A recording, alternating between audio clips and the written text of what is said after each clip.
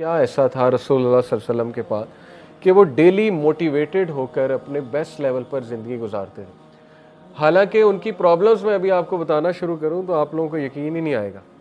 Profit सल्लल्लाहु अलैहि वसल्लम यतीम थे। एक 6 साल के बच्चे के लिए अपनी वालदा को फौत होते देखना अपनी आंखों के सामने, वो भी सफ़र पे, इससे बड़ा ट्रॉमा तो होता ही कोई नहीं।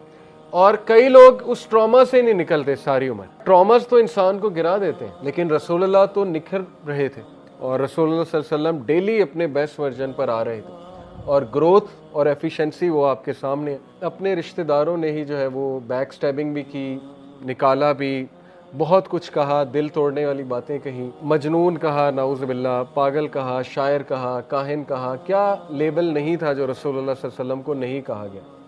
हाउ कम कि वो इतना बड़ा उनका करेज था, जिगरा था कि ना सिर्फ उन्होंने फॉरगिव किया बल्कि उनको गले भी लगाया और दावत भी देते रहे। और ये छोटी बात नहीं होती है कि आपका बॉयकॉट किया जाए और आप एक ये प्रेशर भी लें कि मेरे फैमिली वालों का क्या बनेगा। उन्होंने ये प्रेशर भी डाला कि हम इसकी फैमिली का बॉयकॉट करते हैं, तिजारत रोकते हैं तो शायद ये रुक जाए। अब वो प्रेशर भी लेना कितनी बड़ी बात होती है कि अब तो लोगों मेरे साथ वो मेरे घर वालों को भी टॉर्चर करने पे आ गए, मेरे सहाबा को भी टॉर्चर करने पे आ गए। उसके बाद आसानी आनी चाहिए थी शीबे अबी तालिब के बाद, जनरली स्पीकिंग।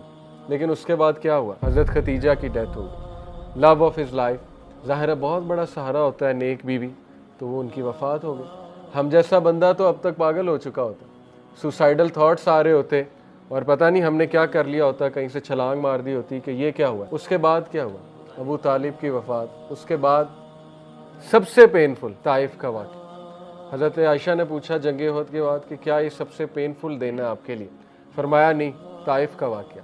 और ताइफ में ख़ुद गया हूँ, उसकी गलियों से अभी तक एक सैडनेस और एक गम टपक रहा है। वहाँ जहाँ हमारे रसूलुल्लाह सल्लल्लाहु अलैहि वसल्लम को पथराव किया गया, वो एक अजीब सी गमज़दा सी जगह है। इसके बाद कैसे आप इमेजिन कर सकते हैं कि समवन में स्टैंड अप? ताइफ के बाद हिस्टोरियन लिखते हैं कि कोई और होता तो वो यहाँ पे गिव अप कर जाता, रसूलुल्लाह सल्लल्लाहु अलैहि वसल्लम के अलावा कोई और होता।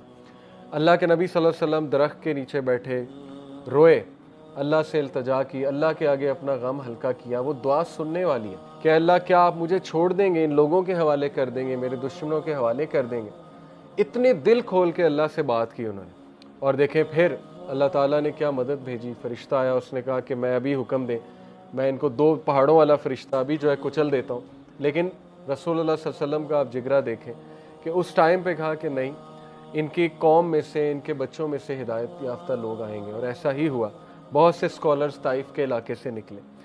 उसके बाद तो कोई इमेजिन ही नहीं कर सकता कि वो खड़ा हो जाएगा। लेकिन अल्लाह के नबी सल्लल्लाहु अलैहि वसल्लम खड़े हुए और उन्होंने अपने एक और तरीका इख्तियार किया, मदीना हिजरत की जाए। और मदीना जाकर फिर पूरा एक उन्होंने इस्लामी माशरा कायम किया। बेटियों की तलाक़ें देखी अल्लाह के नबी सल्लल्लाहु अलैहि वसल्लम ने। अबू लहाब ने दोनों बेटियों की तलाक़ें करवा दी। तो बाप के लिए तो यही एक कमर तोड़ गम होता है कि बेटियों को तलाक हो गई। फिर मदीना जाकर भी जो है वो यहूदियों ने कभी मुशरिकों ने सुख का सांस नहीं लेने दिया, इन द सेंस के तंग किए रखा। और आप देखें कि हर तरह की साजिश की, उनको प्रोपेगेंडा किया, मेलाइन करने की कोशिश की, रसूलुल्लाह सल्लल्लाहु अलैहि वसल्लम को इवन नाउज़ बिल्लाह कत्ल करने की कोशिश की। और एट दी एंड रसूलुल्लाह ही किंग बन गए। फतह मक्का हुई और वहाँ आकर रसूलुल्लाह सल्लल्लाहु अलैहि वसल्लम के सामने वही लोग आए जिन्होंने पथराव किया था, तंग किया था, उजड़ी फेंका करते थे, क्या क्या करते थे। तो ये सीरा एक लिविंग मिरेकल है। आपको दुनिया में किसी शख्स की ऐसी बायोग्राफी नहीं मिलेगी और आप हैरान हो जाएंगे ये हुआ कैसे।